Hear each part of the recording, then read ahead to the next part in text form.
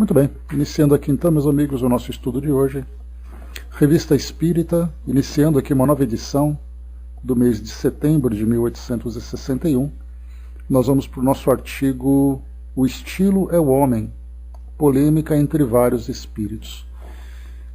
Bom, eu preparei aqui para nós uma introdução para, primeiro, apresentar aqui quem é o nosso espírito, né, e o artigo que ele lança para nós, trazendo aqui algumas reflexões. O nome dele é Buffon, e na verdade Georges-Louis Leclerc, Conde de Buffon, foi um dos maiores naturalistas franceses de todos os tempos. Depois de se doutorar nas leis no colégio, em leis, no colégio dos jesuítas de Dijon, partiu para Angers a fim de aprimorar seus conhecimentos de história natural e matemática. A gente lembra aqui, Luiz, bom dia Angelina, a gente lembra aqui que chegamos até a comentar ontem sobre isso, né? Sobre os naturalistas do século XVIII, século XIX, que eram aqueles generalistas, digamos assim, que apreciavam o estudo da natureza em todas as suas vertentes, né? Então vamos lá. Em 1730, ao lado de seu amigo Lord Kingston, empreendeu uma longa viagem através da França, da Itália e da Inglaterra. De volta à França, em 1732, dedicou-se às pesquisas científicas e ingressou na Academia de Ciências de Paris. Desenvolveu também seus conhecimentos de silvicultura, mineralogia e metalurgia, dedicando-se nos intervalos de suas atividades ao estudo da matemática e ao trabalho de tradução. Buffon traduziu para o francês algumas obras do fisiologista Stephen Hales e do físico Isaac Newton. Em 1939, foi nomeado intendente do Jardim Real. Ali reuniu imensa coleção de espécimes zoológicos e botânicos, além de vasto material de pesquisa geológica, paleontológica e mineralógica, transformando o local conhecido no conhecido Jardim des Plantes, que se tornou em 1794 o Museu Nacional de História Natural. Aqui ele trazia também algumas ideias, né? Buffon deixou obra gigantesca, escreveu com a colaboração de um pequeno grupo de naturalistas e dirigiu a monumental História Natural Geral e Particular, com a descrição do gabinete do rei, em 44 volumes, publicada entre 1749 e 1804. Embora sem apresentar soluções definitivas, Buffon estudou os problemas fundamentais da biologia, cooperando decisivamente para o progresso das teorias sobre a origem da vida. Mais filósofo do que naturalista, Buffon lançou a semente das novas teorias sobre a origem dos seres vivos. Precursor de Lamarck e Darwin, suas concepções filosóficas sobre a influência do meio na degeneração das espécies e suas considerações sobre as diferenciações das raças humanas constituíram valiosos subsídios para o progresso da biologia. Então esse era o Conde de Buffon, que nós estudamos, né? Uma pequena introdução sobre ele, aqui a nossa IA traz a seguinte biografia. Buffon, cujo nome completo é Georges-Louis Leclerc, Conde de Buffon, foi um escritor, naturalista e matemático francês, nascido em 1707 e falecido em 1788. Ele é conhecido principalmente por seu trabalho na história natural, especificamente em sua monumental obra intitulada História Natural, que abrangeu várias áreas do conhecimento científico.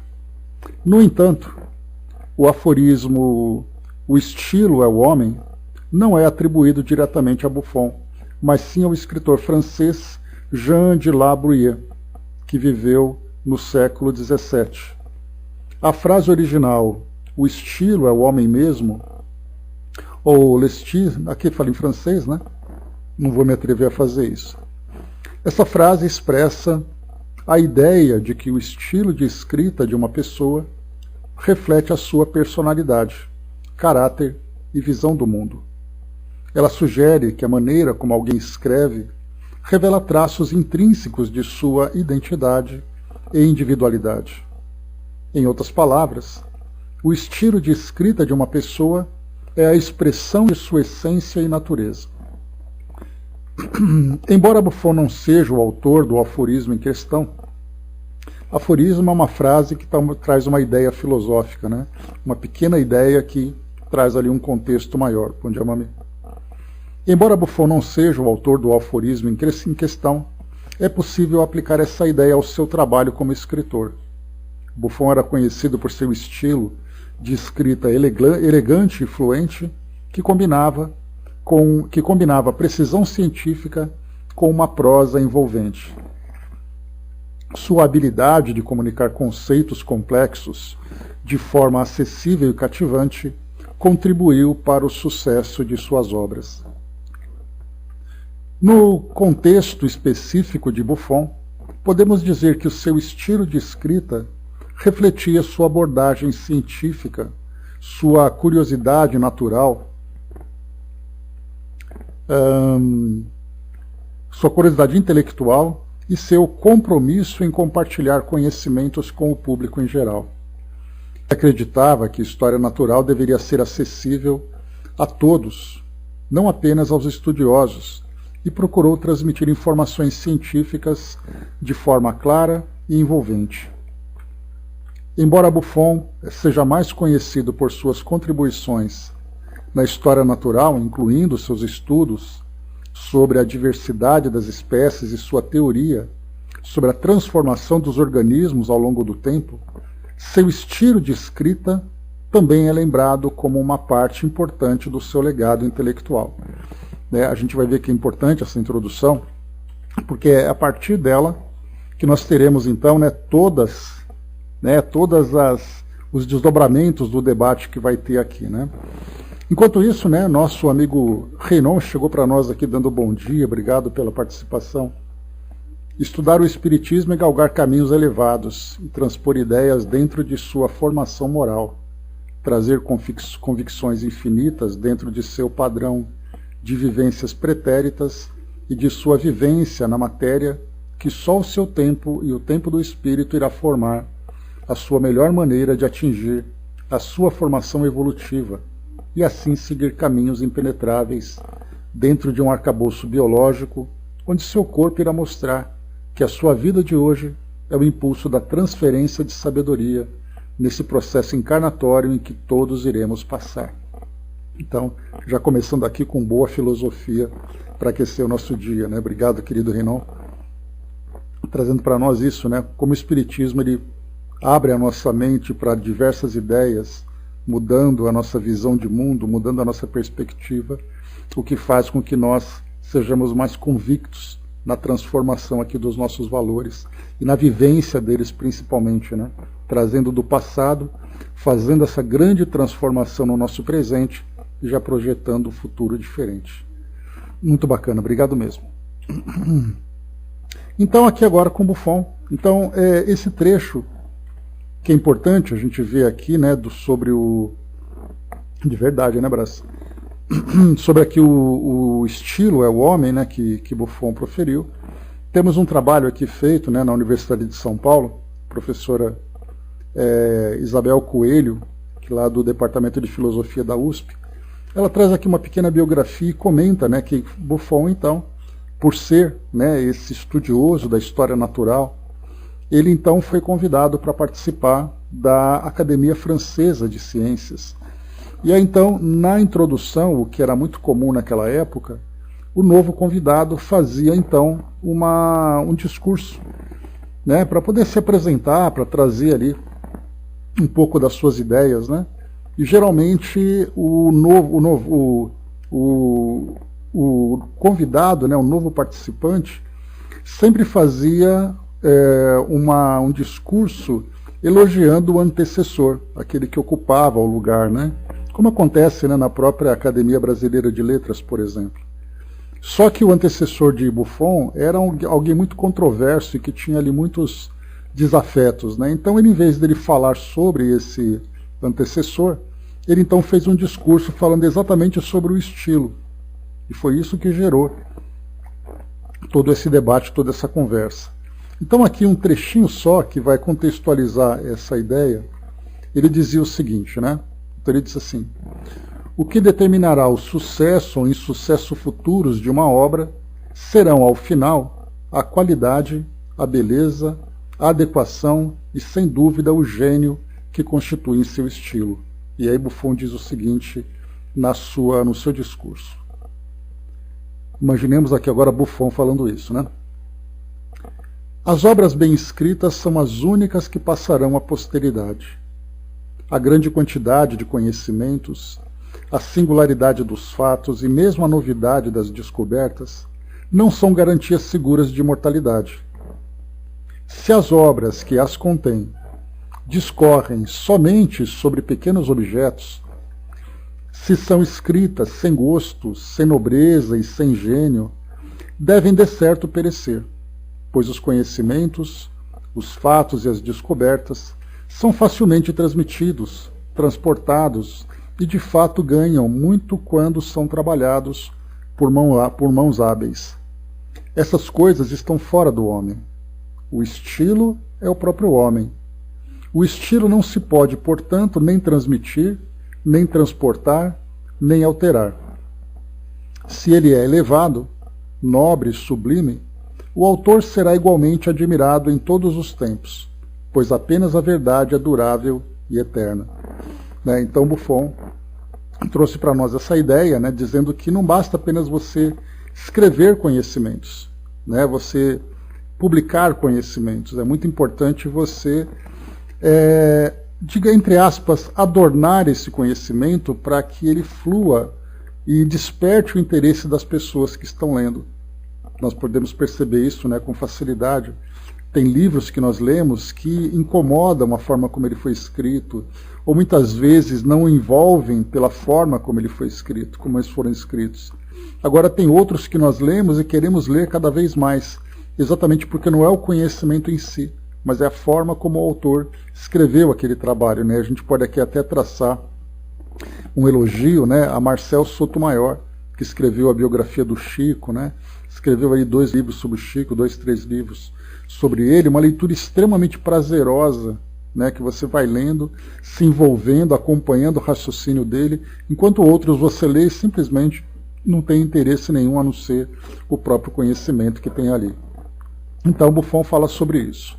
Mas muito bem, traçado esse raciocínio, então, vamos aqui para a nossa revista agora, porque tudo isso vai se desenrolar em cima desse discurso que Buffon fez, traçando, trazendo para nós exatamente essa ideia de que o estilo com que você escreve reflete exatamente a sua própria natureza. Então vamos lá. O estilo ao homem, polêmica entre vários espíritos, lá na Sociedade Parisiense de Estudos Espíritas. Kardec diz assim: na sessão da Sociedade de 19 de julho do ano corrente, o espírito Lamennais deu espontaneamente a dissertação que se segue sobre o aforismo de Buffon: o estilo é o homem, por intermédio do Sr. Didier, médium. Julgando-se atacado, Buffon replicou alguns dias mais tarde, servindo-se do Sr. Dambel, depois sucessivamente o Visconde de Launay, pela senhorita Delphine de Girardin, Bernardin de Saint-Pierre e outros entraram na liça. É essa polêmica, tão curiosa quanto instrutiva, que reproduzimos integralmente. Notar-se-á que não foi provocada, nem premeditada, e que cada espírito veio espontaneamente nela tomar parte. Lamennais abriu a discussão, os outros o seguiram. Vamos lá então, bom dia, embaixador. Dissertação de Lamennais. Sr. Didier. Há num homem um fenômeno muito estranho, a que chamo de fenômeno dos contrastes. Refiro-me, antes de tudo, às naturezas de Skoll. De fato, as encontrareis no mundo dos espíritos, cujas obras poderosas divergem estranhamente da vida privada e dos hábitos de seus autores. Disse o Sr. Buffon: o estilo é o homem. Infelizmente, esse grão-senhor da elegância e do estilo encarava os demais autores exclusivamente do seu ponto de vista. Aquilo que podia perfeitamente aplicar-se a ele está longe de ser aplicado a todos os outros escritores. Tomamos aqui o vocábulo estilo em sentido mais amplo e na sua mais larga acepção. Em nossa opinião, o estilo será a maneira grandiosa, a forma mais pura pela qual o homem apresentará suas ideias. Todo o gênio humano está aqui, diante de nós, e com uma vista de olhos, contemplamos todas as obras da inteligência humana. Poesia na arte, na literatura e na ciência. Longe de dizer como Buffon, o estilo é o homem, talvez diremos de maneira menos concisa, menos significativa, que o homem, por sua natureza mutável, difusa, contestadora e revoltada, muitas vezes escreve contrariamente à sua natureza original, às suas primitivas inspirações. Direi mesmo mais, em oposição às suas crenças. Muitas vezes, lendo as obras de alguns dos grandes gênios de um ou de outro século, nós dizemos: que pureza, que sensibilidade, que crença profunda no progresso, que grandeza. Depois se sabe que o autor, longe de ser o autor moral de suas obras, não é senão o autor material, imbuído de prejuízos e ideias preconcebidas. Aí está um grande fenômeno, não apenas humano, mas espírita. Aqui vale um comentário, né, porque a gente já acompanhou aqui na própria Revista Espírita, Kardec trazendo, né, depoimentos de espíritos aqui, que quando encarnados traziam determinadas ideias e no mundo espiritual mostravam uma personalidade diferente, mostravam uma ideia, até mesmo mudanças de ideias, né, a respeito daquilo que defendia. Muito frequentemente, pois, o homem não se reflete em suas obras. Diremos também quantos poetas debilitados, embrutecidos, e quantos artistas desiludidos sentem de repente uma centelha divina a iluminar-lhes a inteligência. Ah, é que então o homem escuta algo que não vem dele mesmo. Ouve o que o profeta Isaías chamava o pequeno sopro, e que nós chamamos os espíritos. Sim, eles sentem em si essa voz sagrada, mas esquecendo Deus e sua luz, atribuem a si mesmo. Recebem a graça na arte, como outros a recebem na fé, e algumas vezes ela toca os que pretendem negá-la. Lamennais, então, bom dia, Sônia. Lamennais, então, traz essa colocação, né, mostrando que o fato do autor escrever um livro com determinado estilo, né, com características, né, não representa necessariamente a sua personalidade. Né? Me lembrou Cazuza, por exemplo, né, que mudou radicalmente ali a sua... Radicalmente não, né, mudou a sua forma de pensar, em que aqui ele encontrava o seu estilo, né, as suas letras, a forma como ele manifestava a sua arte relacionada com situações do nosso cotidiano. A mesma coisa com Renato Russo e outros artistas, né? E no plano espiritual, então, já começa a ver ali as ideias mais elevadas desse plano, né? O Brás lembrou, né, que tudo vai aclarando, né, evolução em dois planos. Isso aí, Brás. Né? Também a mesma coisa, né? Alexandre Culano, Reinaldo também, né? Então basta mudar aqui o ambiente que a gente começa a perceber as coisas diferentes. Mas vamos lá para o nosso debate, que ele está muito bom aqui. Réplica de Buffon pelo Sr. Dumbell.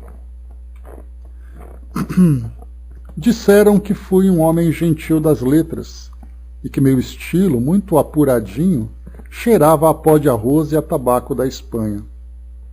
Não é a consagração mais certa dessa verdade?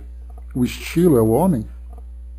Embora não tenham exagerado um pouco, representando-me com a espada ao lado e a pena à mão, confesso que gostava das belas coisas, das roupas adornadas com lantejoulas, das rendas e dos casacos vistosos, em suma, de tudo quanto fosse elegante e delicado. É, pois, muito natural que sempre me vestisse com elegância, razão porque meu estilo traz o sinete do bom tom, esse perfume de boa companhia que se encontra igualmente em nossa grande Sévigné. Que quereis? Sempre preferi os saraus e os pequenos salões das damas elegantes aos cabarés e às assembleias tumultuosas de baixa categoria. Permiti-me-eis, pois, apesar da opinião emitida por vosso contemporâneo Lamennais, manter meu judicioso aforismo, apoiando-o com alguns exemplos tomados entre vários autores e filósofos modernos. Aqui só um detalhe, né? Quando ele fala em cabaré lá em cima, é importante a gente lembrar que o cabaré está muito ligado hoje a um ambiente de viciações, de sensualidade, né? Mas os cabarés, na verdade, eram um ambiente bastante adornados, onde a arte se manifestava, não necessariamente com sensualidade, né, com a exploração, né, dessas sensações, mas com música, com teatro. Era um ambiente mais, uma expressão que é bastante usada hoje, um ambiente mais intimista, onde a arte era manifestada, né? Então, as poesias, leituras e músicas e danças e tal. Então ele gostava bastante desse ambiente. Uma das desgraças de vosso tempo é que muitos fizeram da pena uma profissão. Mas deixemos esses artistas da pena que, semelhantes aos artistas das palavras, escrevem indiferentemente pró ou contra tal ideia, conforme são pagos, e gritando segundo o tempo. Viva o rei, viva a Liga, né? A Liga nesse caso aqui, o movimento político-religioso daquela época. Deixemo-los. Esses não são, para mim, autores sérios. Vejamos Abade. Não vos ofendais se tomo a vós mesmo como exemplo. É aqui no caso falando de Lamennais, né? Então vejamos, Abade. Vossa vida, bem ou mal fundamentada, não se reflete sempre nas vossas obras? E da indiferença em matéria de religião às palavras de um crente, que contraste, como dizeis. Todavia, vosso tom doutoral é tão categórico, tão absoluto, numa como noutra dessas obras, a vez de concordar que sois bilioso. Né? Bilioso é aquele, muitas vezes até muito agressivo nas palavras, né? A vez de concordar que sois bilioso, padre, e destilais vossa bile em amargos lamentos em todas as belas páginas que deixastes. Em sobrecasaca abotoada, como em sotainha, ficastes desclassificado, meu pobre Lamennais. Ora, vamos, não vos zangueis, mas convide comigo que o estilo é o homem. Se passo de Lamennais a Scribe, o homem feliz se reflete nas tranquilas e pacíficas comédias de costumes. Ele é feliz, ele é alegre, feliz e sensível, semeia a sensibilidade, a alegria e a felicidade em suas obras. Nele, jamais o drama, jamais o sangue, apenas alguns duelos sem perigo para punir o traidor e o culpado. Vede em seguida Eugène Sue, o autor dos Mistérios de Paris. É forte como seu príncipe Rodolfo. Como ele, aperta em sua luva amarela a mão calejada do operário e também como ele é o advogado das causas populares. Vede o vosso Dumas, vagabundo, malbaratado, a vida, né, que fala de Alexandre Dumas, né, que escreveu Os Três Mosqueteiros. Então vede o vosso Dumas, vagabundo, malbaratando a vida e a inteligência, indo do Polo Sul ao Polo Norte tão facilmente quanto os seus famosos mosqueteiros, fazendo-se conquistador com Garibaldi e indo da intimidade do Duque de Orleans aos pedintes napolitanos, fazendo romances com a história e pondo a história em romances. Vede as obras orgulhosas de Victor Hugo, esse protótipo do orgulho encarnado. Eu, diz Hugo poeta, eu, diz Hugo em Rochedo de Jersey. Vede Murger, ou Murger, esse poeta lírico dos costumes fáceis, representando conscientemente seu papel nessa boemia que cantou. Vede Nerval, de cores estranhas, de estilo espalhafatoso e incoerente, fazendo fantasia com sua vida como o fez com sua pena. Quantos deixo, e dos melhores, como Solier e Balzac, cujas vidas e obras seguem caminhos paralelos. Mas creio que esses exemplos são suficientes para não mais repelirdes de modo tão absoluto o meu aforismo: o estilo é o homem. Não teríeis, caro Abade, confundindo a forma e o fundo, o estilo e o pensamento? Mas ainda assim, tudo se acomoda. Buffon então assina aqui nesse debate, né? Então eles vão trazendo aqui, ele vai trazendo para nós artistas contemporâneos, né? Fazendo ali uma comparação. E para nós aqui no caso, nós poderíamos pegar esses escritores da literatura brasileira, esses da atualidade, esses de algumas décadas anteriores, né? E ver ali o que ele escreve e como ele viveu. E aí, segundo Buffon, fazer uma relação, né, daquele pensamento romântico, porque ele tinha uma vida romântica, aquele pensamento fantasioso, porque ele vivia fantasias na sua vida, fantasias no bom sentido, aqui a gente coloca, né? Bom dia, Andréa. Então ele vai trazendo, fazendo essa comparação, e a mesma coisa a gente vai colocando também com relação aos próprios artistas, né, Jack, bom dia. Com relação aos próprios artistas, né, músicos, por exemplo, compositores, né, escrevem suas músicas, como são suas vidas. Então, tudo isso para nós, fazendo aqui uma justificativa do aforismo de Buffon. Perguntas dirigidas a Buffon a propósito de sua comunicação. Então, aproveitaram aqui, né, que Buffon trouxe a sua ideia e já começaram a fazer uma entrevista com ele. Agradecemos a espirituosa comunicação que houveste por bem nos dar. Contudo, há algo que nos surpreende. É que estais a par dos mínimos detalhes de nossa literatura, apreciando obras e autores com notável precisão. Então, ainda vos ocupais com o que se passa na terra, desde que conheceis tudo isso? Ledes, pois, tudo quanto se publica? Tende a bondade de dar uma explicação, que será muito útil à nossa instrução. Aqui a gente já tem a felicidade, né, de fazer uma comparação com aquilo que nós estudamos lá dos livros do Chico, né, que o Chico psicografou.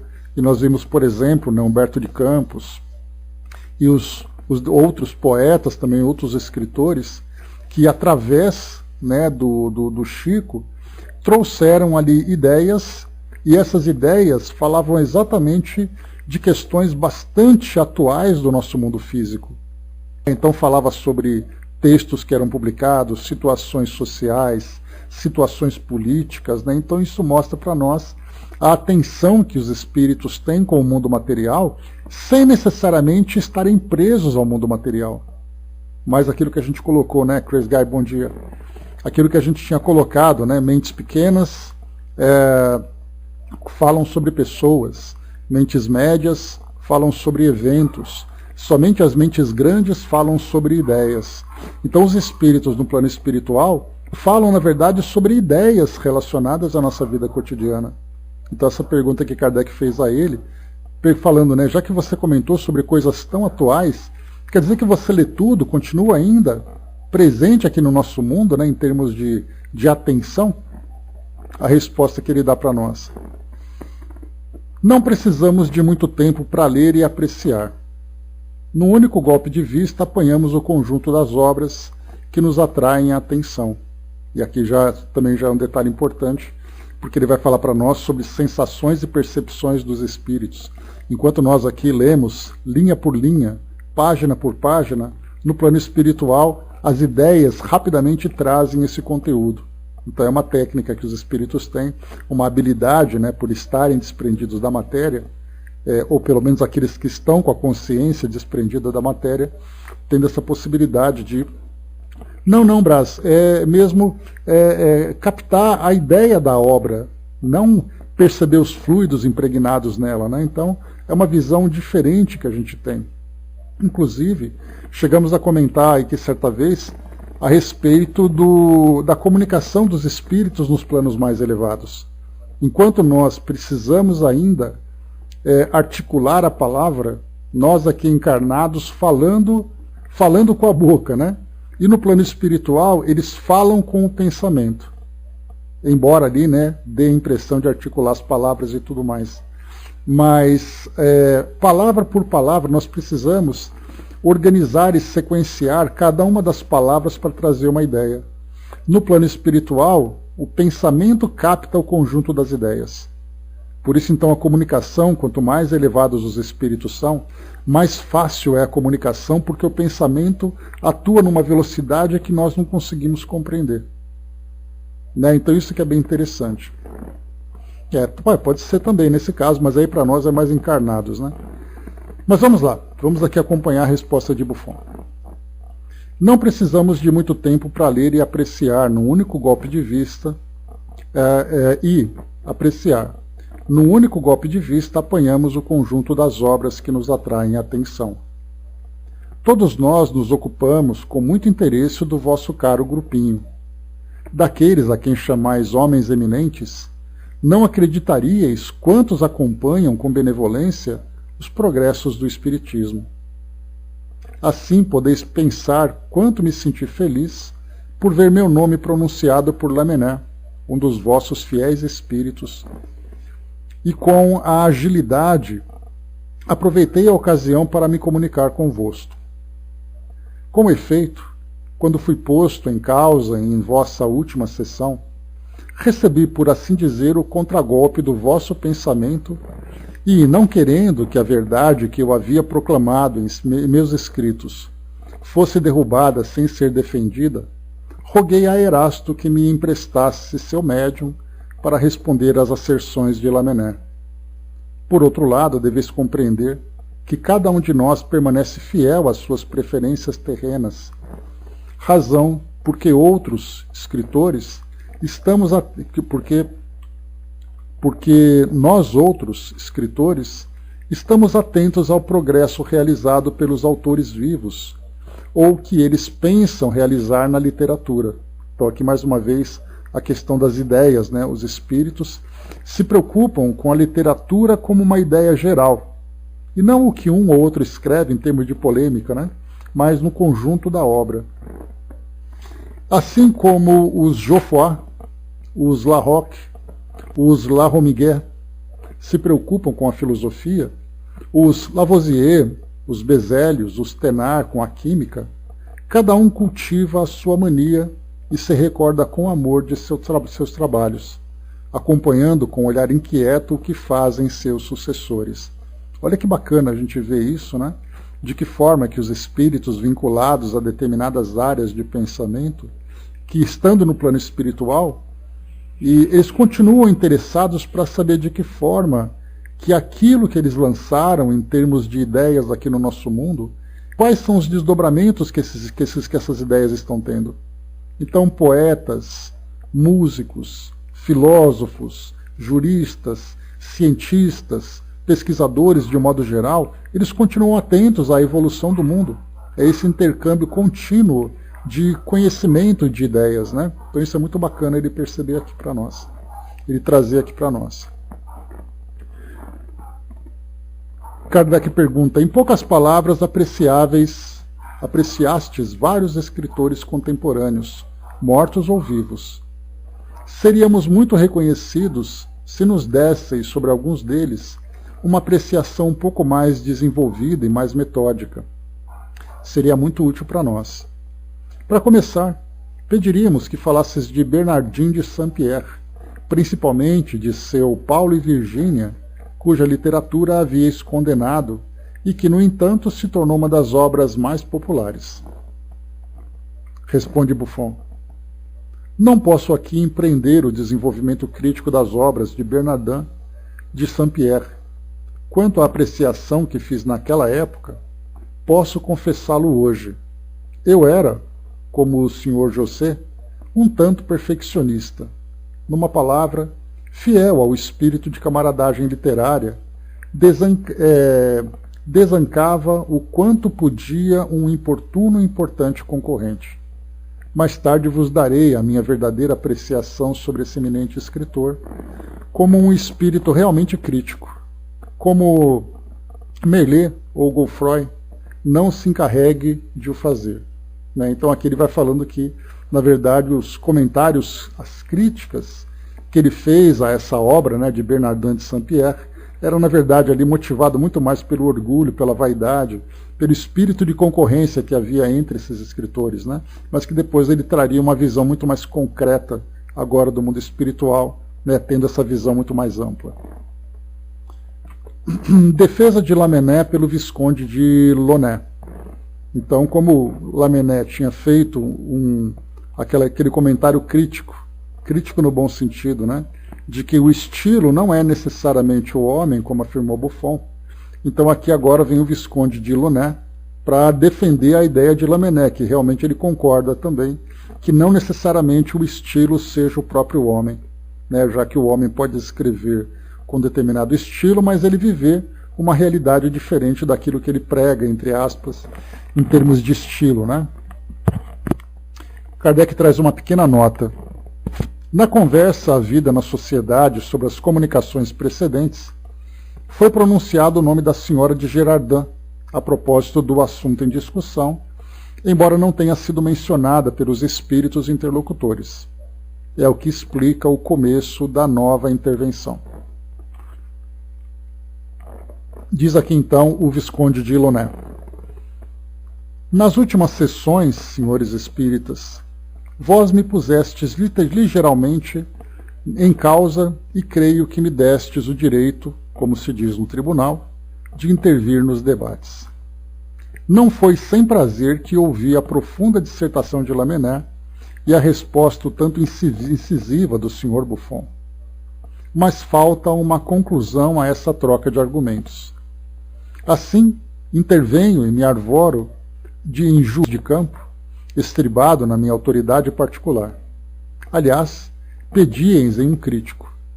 Respondo-vos: cuidado ao me envolverdes nessa questão, porquanto, se bem vos lembrais, em vida desempenhei de maneira considerada magistral esse temível posto de crítico executivo. Agrada-me imensamente retornar a esse terreno tão amado. Assim, pois, era uma vez, mas não. Deixemos de lado as banalidades do gênero e entremos seriamente no assunto. O senhor de Buffon, satirizais de maneira graciosa, vê-se logo que procedeis do grande século, no caso aqui o século das luzes, né, em que o iluminismo na França, ali, século XVII principalmente, para século XVIII, então ali o pensamento das luzes estava presente ali, na França, né? Então aqui vê-se logo que procedeis do grande século. Mas por mais elegante que sejais como escritor, um visconde de minha raça não teme aceitar o desafio e enfrentar a pena convosco. Vamos, meu gentil homem, fostes muito duro para com esse pobre Lamennais, que tratastes como desclassificado. É culpa desse gênio extraviado se depois de haver escrito com a mão de mestre esse estudo admirável que lhe censurais, tenha se voltado para outras regiões, para outras crenças? Certamente as páginas da Indiferença em Matéria de Religião, que foi um livro, né, que Lamennais escreveu, porque ele era muito crítico, né, ele era um teólogo, ele era um religioso, mas ao mesmo tempo ele criticava muito a relação entre política e religião. Então dentro da igreja ele escrevia sobre isso. Então, Indiferença em Matéria de Religião. Então certamente as páginas da Indiferença em Matéria de Religião seriam assinadas com ambas as mãos pelos melhores prosadores da igreja. Mas se essas páginas permaneceram de pé quando o padre perdeu as estribeiras, não reconheceis a causa, logo vós tão rigoroso? Ah, olhai Roma, lembrai-vos de seus costumes dissolutos e tereis a chave dessa reviravolta que vos surpreendeu. Oh, Roma está tão longe de Paris. Aqui ele faz uma relação de Roma com relação à igreja, né? Ao Vaticano, né? Então o Lamennais, ele fazia essa crítica, né? Tanto que tem até um texto escrito na época, Lamennais, o revoltado, né? Então isso não era revoltado no sentido de perder a estribeira, né? Mas a inconformidade dele com aquilo que contaminava, entre aspas, a religião na época misturada com a política, né? Pois é, né, Brás? Oi, Fabi. Segue aqui então o senhor Visconde. Os filósofos, os investigadores do pensamento, todos esses rudes e incansáveis trabalhadores do eu psicológico jamais devem ser confundidos com os escritores de estilo impecável. Estes escreveram para o deleite do público, aqueles para a ciência impenetrável. Esses últimos não se preocupam senão com a verdade. Os outros não se vangloriam de ser lógicos. Fogem à uniformidade.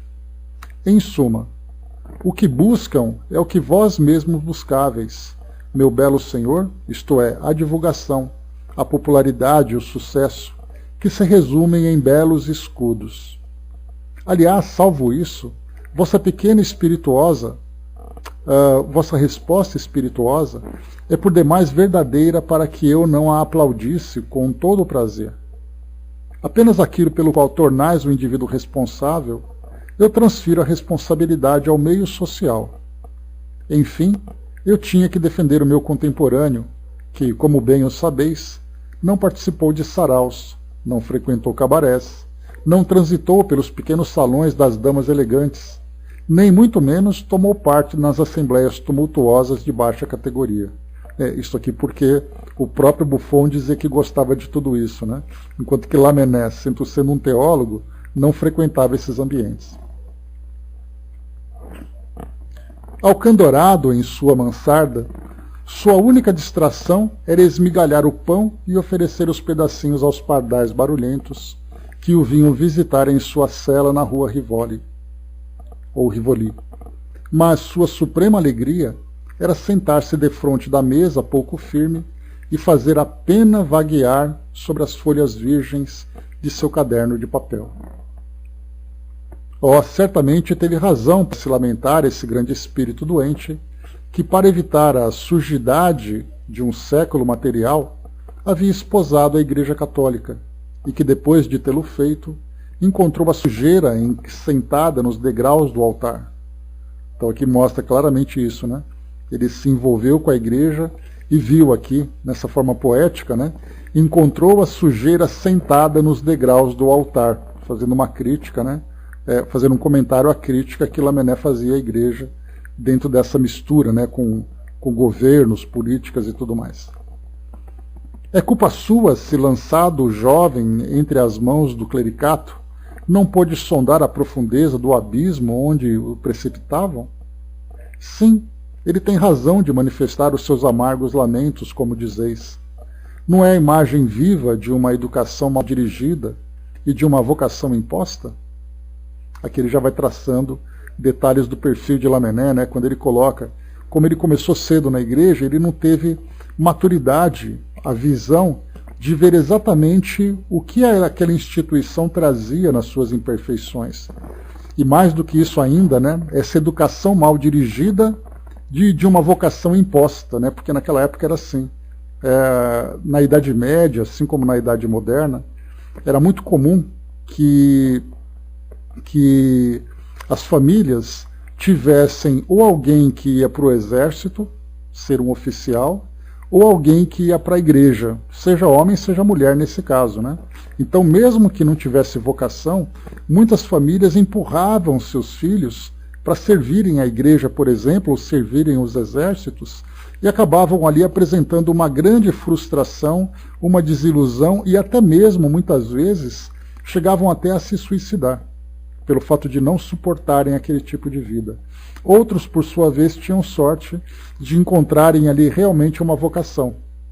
Mas aqui, como foi colocado, uma vocação imposta, traz exatamente essa visão. Padre renegado. E aqui só para lembrar também, né, quase, né, Brás? E aqui só para lembrar também que o fato de Lamennais ter entrado para a igreja sem ter essa vocação tão religiosa, mas de ter um pensamento crítico, ele pegou esse pensamento crítico e começou então a escrever as falhas da instituição a que ele servia. Né? Por isso então Lamennais era visto como esse rebelde. Padre renegado, sabeis quantos burgueses ineptos lhe lançado ao rosto essa injúria, porque obedeceu às suas convicções e ao impulso da consciência? Ah, crede-me, feliz naturalista, enquanto corríeis atrás das mulheres e vossa pena, célebre pela conquista do cavalo, era elogiada por lindas pecadoras e aplaudida por mãos perfumadas. Ele subia penosamente o seu Gólgota, porque, assim como Cristo, sorveu o cálice da amargura e carregou com dificuldade essa cruz. Né? A gente está vendo aqui uma resenha bem interessante entre eles. Né? E continua. E vós, senhor Buffon, não ofereceis um pouco o flanco à crítica? Vejamos, ora essa. Vosso estilo é fanfarrão, como vós, e como vós, todo vestido de ouropéis. Mas então, que intrépido viajante não fostes? Visitastes países? Não. Bibliotecas desconhecidas? Que pioneiro infatigável. Desbravastes florestas? Não. Manuscritos inéditos? Jamais vistos. Reconheço que cobristes os vossos ricos despojos com um verniz brilhante, que é bem vosso. Mas de todos esses volumes enfadonhos, o que há de seriamente vosso como estudo, como fundo? A história do cão, do gato, do cavalo, talvez? Ah, Lamennais escreveu menos que vós, mas tudo é realmente dele, Sr. Buffon. A forma e o fundo. Então aqui, né, a beliscada, né, que o Visconde aqui, né, dá no Buffon, porque daqueles 44 volumes da história natural que o Buffon escreveu, uma obra significativa, né, o que o Visconde critica é exatamente isso. Tudo que ele colocou foi contar uma história de uma coisa, de escrever outra coisa, né, enquanto que o Lamennais trazia uma filosofia mais profunda para tentar realmente mudar ali a sociedade. Então essa é a crítica que ele está fazendo. Né? Então, quer dizer, um filósofo defendendo um filósofo, enquanto que o naturalista defendia a sua área de trabalho. Outro dia vos acusavam de haver ignorado o valor das obras do bom Bernardin de Saint-Pierre. Desculpaste-vos um tanto jesuiticamente, mas não dissestes que se recusastes vitalidade a Paulo e Virgínia, foi porque, em obras desse gênero, ainda não estáveis na grande Scuderi, no grande Cyrus e no país do Tendre, enfim, em todos estes trastes sentimentais que fazem tanto bem hoje aos alfarrabistas, esses negociantes de roupas da literatura. Ah, Sr. Buffon, começais a cair muito abaixo da estima desses senhores, ao passo que o utopista Bernardin conservou uma posição elevada. Né? Bernardin de Saint-Pierre foi o escritor, né, daquele livro, do livro aqui mencionado, Paulo e Virgínia. Né? A paz universal, a utopia. Paulo e Virgínia, uma utopia. Vamos, vosso julgamento foi anulado pela opinião pública. Não falemos mais disso, porque lá em cima o Buffon tinha criticado esses livros, né, que, no caso aqui, né, do Bernardin de Saint-Pierre. Só que, se ele criticava por inveja, a sociedade aclamava essa obra, porque ela foi muito vendida, foi muito reconhecida. Então a crítica que Buffon fez não teve resultado nenhum. Né? Então aqui não falemos mais disso. Palavra de honra, tanto pior. Pusestes a pena em minha mão. Uso-a e abuso. Isso vos ensinará, caros espíritas, a vos inquietardes com uma mulher pedante e aposentada como eu, e a pedir notícias minhas. Esse caro escribe nos chegou de todo estupefato, como com os seus últimos meios sucessos. Queria que nos elegíssemos em academia. Falta-lhe a palma verde. Era tão feliz na terra que ainda hesita em assumir a sua nova posição. Ah, ele se consolará vendo que suas peças voltam a ser apresentadas e por algumas semanas não aparecerá mais. Bom dia, professor. Ultimamente, Gerard de Nerval vos deu uma encantadora fantasia inacabada. Esse espírito caprichoso irá terminá-la? Quem sabe? Todavia, queria concluir que o verdadeiro do sábio, não estando no verdadeiro, o belo do pintor, não estando no belo, e a coragem da criança sendo mal recompensada, ele fez muito bem em seguir os desvios de sua cara fantasia. Então, Delphine de Gerardin, Visconde de Lenné. E aqui, né, ver adiante, né, fantasia por Gerard de Nerval. A gente vai ver isso daqui. Agora vamos para Buffon agora para responder aqui, né, pedindo aqui a réplica ao Visconde de Lunar. Convidai-me a voltar a um debate ao qual firmemente recusei, por não ter o que dizer. Confesso que prefiro ficar no ambiente sossegado onde me encontrava a me expor a semelhante incômodo. Em meu tempo, a gente participava de uma brincadeira mais ou menos ateniense, mas hoje, que horror! Vai-se a golpes de chicote chumbado. Obrigado, eu me retiro. Tenho mais do que preciso, pois ainda estou completamente marcado pelos golpes do Visconde. Haverias de concordar que, embora me tenham sido administrados com muita generosidade pela graciosa mão de uma mulher, não são menos dolorosos. Ah, senhora, a mim lembrastes a caridade de maneira muito pouco caridosa. Visconde, sois muito temível. Deponho as armas e humildemente reconheço meus erros. Concordo que Bernardin de Saint-Pierre foi um grande filósofo. Que digo? Encontrou a pedra filosofal e eu não sou, como não fui, mais do que um indigesto compilador. E então, aqui indigesto compilador, porque, na verdade, ele foi compilando informações, né, de pesquisa sobre o naturalismo e colocou tudo num livro só. Então, ele, na verdade, ali ele não escrevia filosofias próprias, mas ele ia juntando essas informações e montando tudo aquilo que dizia respeito ao trabalho dele, né? Então aqui de novo, né? Encontrou a pedra filosofal e eu não sou, como não fui, mais que um indigesto compilador. E então, estás contente agora? Vejamos, sede gentil e doravante não me humilheis mais. Não sendo assim, obrigareis um homem gentil,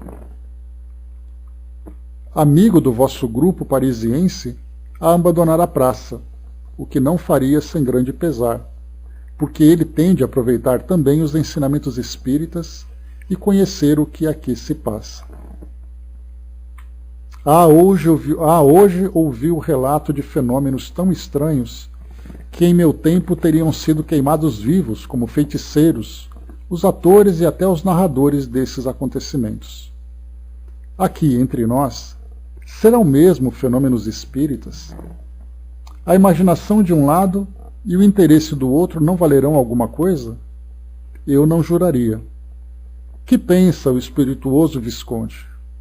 Quanto a mim, lavo as mãos. Aliás, se creio no meu senso de naturalista, por mais que me chamem naturalista de gabinete, os fenômenos dessa ordem só devem ocorrer raramente. Querias minha opinião sobre o caso de Havana? Pois bem, lá existe uma camarilha de gente mal intencionada que tem todo o interesse em desacreditar a propriedade, a fim de que possa ser vendida a preço vil e proprietários medrosos e tímidos, apavorados com uma fantasmagoria muito bem preparada. Aqui ele está falando sobre um caso de Havana, em Cuba, em que pessoas faziam simulações de assombrações em determinados terrenos, determinadas residências, só para fazer com que as pessoas ficassem com medo e barateasse logo o preço para poder vender, né? Então esse truque bastante malandro, né? Quanto ao lagarto, lembro-me bem de lhe haver escrito a história, mas confesso jamais os ter encontrado diplomados pela Faculdade de Medicina. Há aqui um médium de cérebro fraco que tomou de sua imaginação fatos que, em substância, não tinham nenhuma realidade. Buffon aqui então assina, né? E nota, esse último parágrafo faz alusão a dois fatos narrados na mesma sessão. Por falta de espaço, adiaremos a sua transcrição para outro número. A respeito, Buffon dá espontaneamente a sua opinião. Então ali, só adiantando um trechinho desse raciocínio. E aqui agora, para a gente finalizar, aqui mais um trecho, a discussão ainda continua em outras respostas. Respostas de Bernardin de Saint-Pierre, através da médium Senhora Costel. Venho eu, Bernardin de Saint-Pierre, envolver-me num debate em que meu nome foi citado, discutido e defendido. Não posso concordar com meu espirituoso defensor, o Sr. de Buffon, com um espirituoso defensor. O Sr. de Buffon tem um outro valor, que não o de um compilador eloquente. Que importam os erros literários de um julgamento muitas vezes tão fino e tão delicado para as coisas da natureza e que não foi desviado senão pela rivalidade e pelo ciúme profissional. Apesar disso, sou de opinião inteiramente contrária à sua e, como Lamennais, digo, não, o estilo não é o homem. Disso sou uma prova eloquente. Eu, cuja sensibilidade jazia completa no cérebro, inventando o que os outros sentiam, as coisas da vida terrena, as coisas acabadas, são julgadas com frieza do outro lado da vida. Não mereço toda a reputação literária de que desfrutei. Se aparecesse hoje, Paulo e Virgínia seria facilmente eclipsado por uma quantidade de encantadoras produções que passam despercebidas. É que o progresso de vossa época é grande, mais que vós, contemporâneos, podeis julgar. Então ele comenta aqui que se ele lançasse esse mesmo livro, Paulo e Virgínia, nesse tempo em que o debate está acontecendo, lá em 1861, o livro deles seria um livro esquecido rapidamente, porque a evolução da literatura, dos trabalhos, das artes naquele período, são muito mais valorosos na visão dele do que aquilo que ele publicou no tempo dele no século XVIII. É que o progresso de vossa época é grande, mais que vós contemporâneos podeis julgar. Tudo se eleva, ciências, literatura, arte social. Mas tudo se eleva como o nível do mar na enchente da maré, e os marinheiros que estão ao largo não podem julgar. Estais em alto mar. Então, como o marinheiro está no meio do oceano e há essa elevação da água no meio do oceano, o marinheiro nem percebe. Então ele está dizendo que aqueles que estão vivendo esse período nem percebem a grandiosidade do que é aquele momento. Assim como nós, aqui hoje, estamos vivendo esse período de transformação do nosso mundo, de renovação do nosso mundo, saindo daquela condição de provas e expiações para mundo de regeneração, e a gente não se dá conta do valor que é estarmos aqui hoje sendo testemunhas desse processo de mudança. Porque nós estamos no meio da bagunça aqui, no meio dos acontecimentos. Então a gente não percebe isso. Volto ao Sr. Buffon, cujo talento louvo, manda Dudu. Volto ao Sr. Buffon, cujo talento louvo, esquecendo a censura, e também a meu espirituoso defensor, que sabe descobrir todas as verdades, seus sentidos espirituais, dando-lhe um colorido paradoxal. Depois de haver provado que os literatos mortos não conservam nenhum fel, dirijo-vos os meus agradecimentos, assim como vivo desejo de vos poder ser útil. Então, Bernardin de Saint-Pierre. E depois aqui vem o Lamennais trazendo para nós aqui uma pequena resposta, que eu vou até ler, que é pequenininho, parágrafo só. Então, Lamennais a Buffon. É preciso prestar muita atenção, Sr. Buffon. Eu não concluí absolutamente de maneira literária e humana. Encarei a questão de modo muito diverso, e o que deduzi foi isso, que a inspiração humana muitas vezes é divina. Aí não havia matéria para nenhuma controvérsia. Agora não mais escrevia com essa pretensão, e podeis vê-lo mesmo em minhas reflexões sobre a influência das artes, o coração e o cérebro. Evitei o mundo e as personalidades. Jamais volvamos ao passado. Olhemos o futuro. Cabe aos homens julgar e discutir as nossas obras. A nós compete dar outras, emanando todas desta ideia fundamental, Espiritismo. Mas para nós, adeus ao mundo. Então Lamennais conclui aqui essa ideia. E depois, a gente vai ter aqui no nosso próximo encontro, Fantasia, por Gerard de Merval, que Kardec mencionou lá em cima, que é um texto longo, inclusive. Depois vem a continuação também aqui.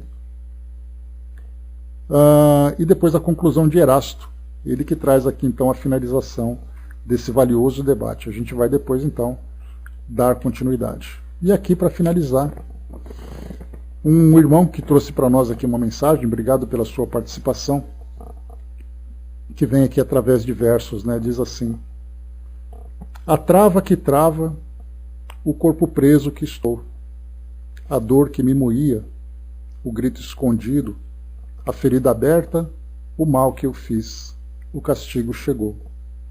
E eu assim aceito, o erro é doloroso, a trava que trava, o choro que chega, o outro que matei. E hoje eu assim, morto-vivo sofredor. O tempo que chega e a mão que presa se une, a reza o pedido. Preciso de ti, Deus.